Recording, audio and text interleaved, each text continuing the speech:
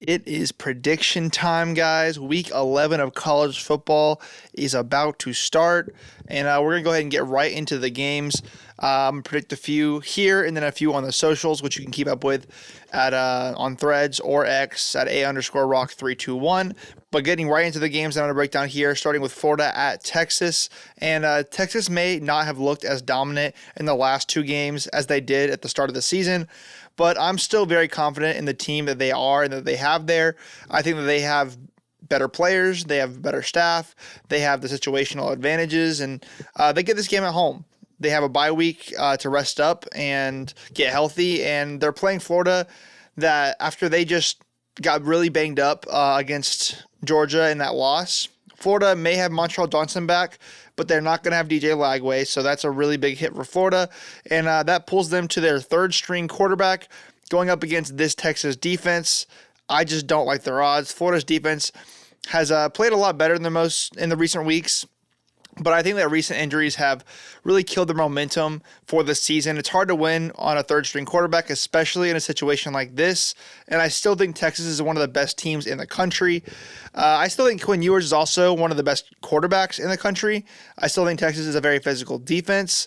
They may not be to the same extent that we originally thought that they were, but plenty enough to beat this version of Florida, I think. I just don't think Florida is going to be able to do a lot of scoring, and that identity of Florida's offense has had to adapt and change to different quarterbacks in the backfield throughout the season. I do not think that 1 week is going to be enough to adjust to the style of offense that the new quarterback will want to play, and the Texas defense is not the team you want to be going up against when figuring that part of your offense out. But even at full health, I still think I'd pick Texas here. They're just a better team, and I think that they would win this game regardless. I just think that the injuries make it even more of a glaring gap.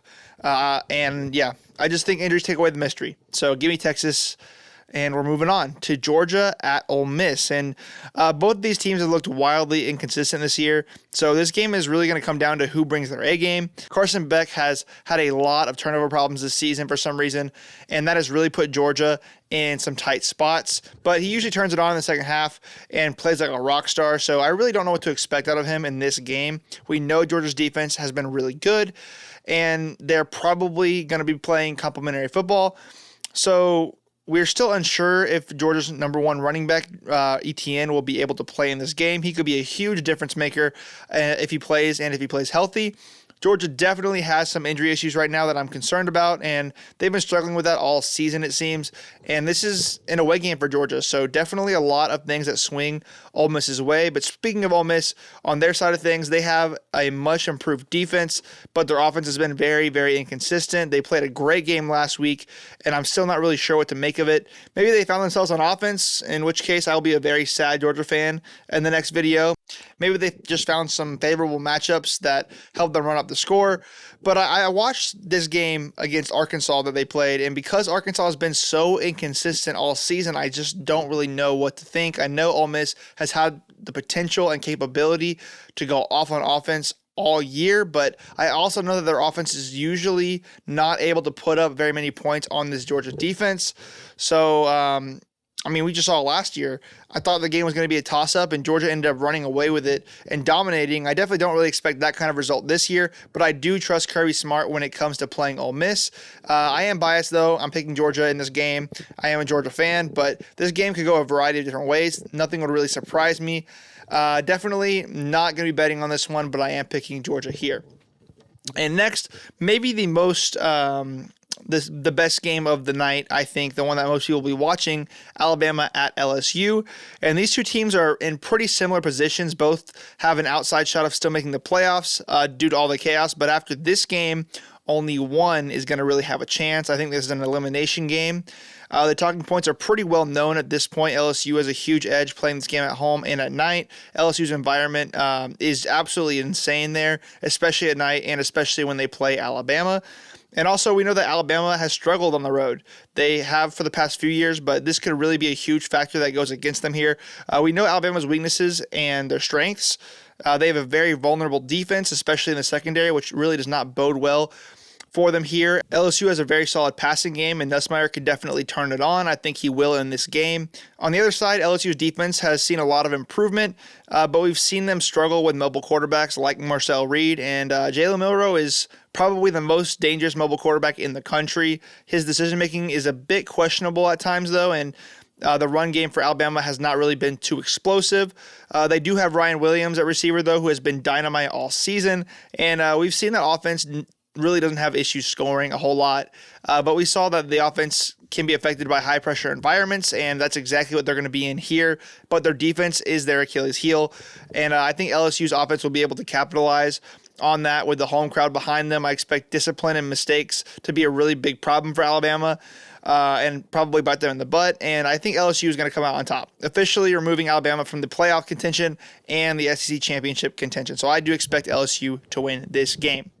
Next, I have Clemson at Virginia Tech, and this game has a bit of a different air about it after seeing Clemson get dominated by Louisville, who hadn't really won a big game all season, and my pick for this game is really dependent on whether or not Virginia Tech's key players will be able to play in this game. Obviously, we saw Virginia Tech lose to Syracuse, but if you actually watch that game, you'll know that they were without their quarterback and best running back, and in this game, they are probable to play, and if they do play, I expect a much better game out of them and a much more competitive game.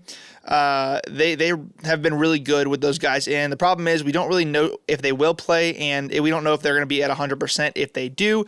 I think that if they do play at 100%, they have a very, very good chance of winning this game. But as it stands, with the uncertainty I have to pick Clemson in this game. I know Clemson has shown some weaknesses against the ground game, and they've had some troubles getting pressure in the backfield. But offensively, they've had some issues passing the ball as well due to the lack of transfer talent they have out there that they really need. But at the end of the day, I think Phil Maffa and Cade Klubnik are good enough to win this game, especially if Virginia Tech is without those key players. But before the Louisville game, Clemson had been putting up a ton of points on their opponents, and I just don't think Virginia Tech will be able to do that and hit those explosive plays like Louisville was able to do, especially if they don't have those guys. Moving on now, Indiana is hosting Michigan this week, and it is crazy to see Indiana as a double-digit favorite in this spot, but I totally agree with it. Indiana has been lights out all season, no matter who they've been up against. They have not had a single game where they have had less than a 2-possession win all season.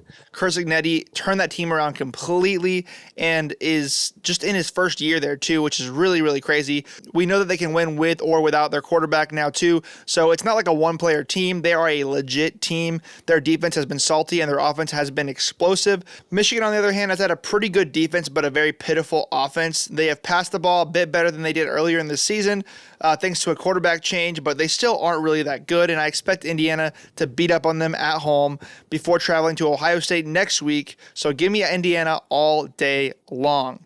And next I have Colorado at Texas Tech. So what is Texas Tech? Can anyone tell me, what they are, what to expect from them this year? Because I'm not really sure I do.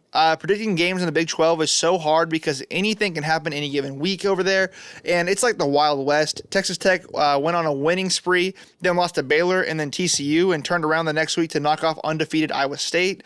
Offense has been clicking for them, that much we do know, and defense, though, has been a little bit more shaky.